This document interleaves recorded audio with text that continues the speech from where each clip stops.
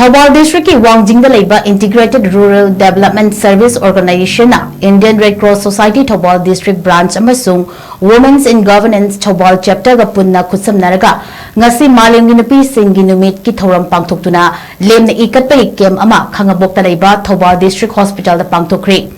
kem adugi matangda IRDSO gi Chief Functionary AMASUNG Wing Thoubal Chapter gi Convener Nonibala Narengbamna phongdorakpada Red is life, give to gain. Haiba wakalonda ngasigi MALEM gi NUPI singi NUMIT ki THOURAM asi pangthokpani.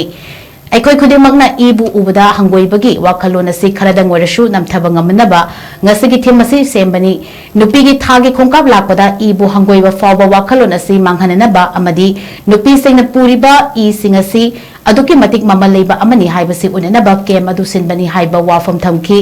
ngasigi kem adu da nipan NUPI taret puna miyoi tara mangana ikat ki hairi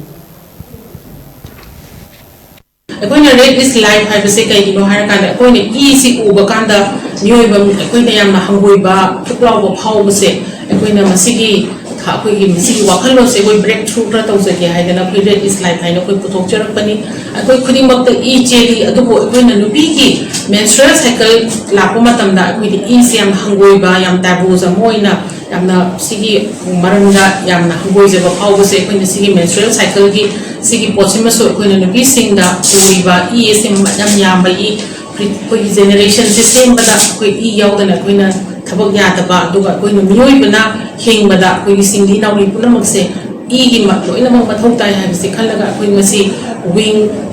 गी member सिंगना अमदी IRDSO की team अमसुंग Indian red cross society ना कोई ई CP बगी दानसे कोई सी ओइना तौरगा मियोइबगी पुछि कनबदा